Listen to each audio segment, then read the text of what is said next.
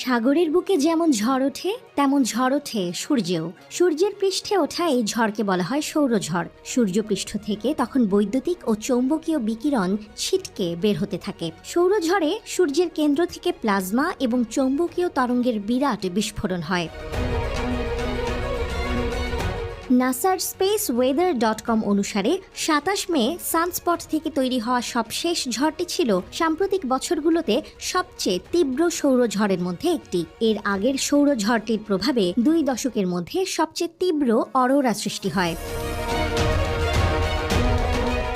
সৌরঝড়ের কারণে পৃথিবীতে এর মধ্যেই শর্ট ওয়েভ রেডিওতে বাধা সৃষ্টি হয়েছে। কিন্তু আসার কথা হচ্ছে, সূর্যের বুকে সবশেষ যে অগ্ন্যুৎপাত থেকে করোনাল মাস ইজেকশন হয়েছে তা আমাদের পৃথিবীকে প্রভাবিত করবে না, কারণ তা পৃথিবীর দিকে নয় বরং উল্টো দিকে হয়েছে। খবরটি জানিয়েছেন কলোরাডোর বোল্ডারের ন্যাশনাল সোলার অবজারভেটরির সৌর পদার্থবিদ রায়ান ফ্রেঞ্চ।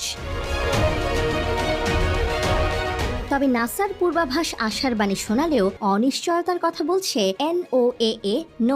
সংস্থাটি পৃথিবীতে সৌর ঝড়ের একটি উল্লেখযোগ্য প্রভাবের আশঙ্কা করেছে। সৌর বিকিরণের এই তীব্র বিস্ফোরণ পৃথিবীর যেখানে প্রভাব ফেলবে সেখানে দেখা দেবে গভীর শর্টওয়েভ রেডিও ব্ল্যাকআউট। এর আগেও এমনটি হয়েছে।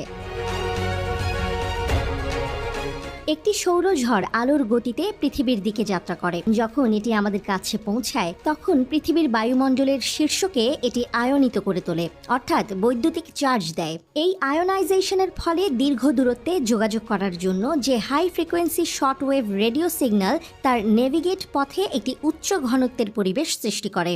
সৌরঝড়ের চার্জযুক্ত কণার আঘাত থেকে সৃষ্ট ইলেকট্রনগুলো রেডিও তরঙ্গগুলোর সাথে আরও ঘন ঘন সংঘর্ষ করে। এর ফলে রেডিও সংকেতগুলো হ্রাস পায় বা সম্পূর্ণরূপে হারিয়ে যায়। সবশেষ সানস্পট নিয়ে বৈজ্ঞানিকদের মধ্যে এখনও উদ্বেগ রয়েছে, কারণ সেটি আগামী ৬ জুনের দিকে আবার পৃথিবীর দিকে মুখ ফেরাতে চলেছে। সেই সময়ে অগ্ন্যুৎপাতগুলো আরও কিছু ভূচৌম্বকীয় ঝড় তৈরি করতে পারে। আসন্ন ঝড়টি উত্তর মেরু ও এর নিকটস্থ অঞ্চলের স্কাই ওয়াচারদের দর্শনীয় অরোরা দেখার সুযোগ দিতে পারে, কিন্তু যোগাযোগ এবং নেভিগেশন সিস্টেমের অপারেটরদেরকে সম্ভাব্য বিঘ্নের জন্য প্রস্তুত থাকতে হবে। ১৯২১ সালের সৌরঝড়ে পৃথিবীর অকল্পনীয় ক্ষতি হয়েছিল। এতে পৃথিবীকে ঘিরে বিশাল আকৃতির চৌম্বক ক্ষেত্র বরাবর বড় বড় ফাটল দেখা দিয়েছিল। এসব ফাঁক দিয়ে বিষাক্ত সৌরকণা ও মহাজাগতিক রশ্মি প্রবেশ করে। আবার যদি এমন শক্তিশালী ঝড় হয় তবে তা আমাদের পাওয়ার গ্রিডগুলিকে প্রভাবিত করতে পারে। লো আর্থ কক্ষপথে স্থাপন করা স্যাটেলাইট ধ্বংস করতে পারে। সারা বিশ্বের যোগাযোগ বিঘ্নিত হওয়ার শঙ্কা রয়েছে।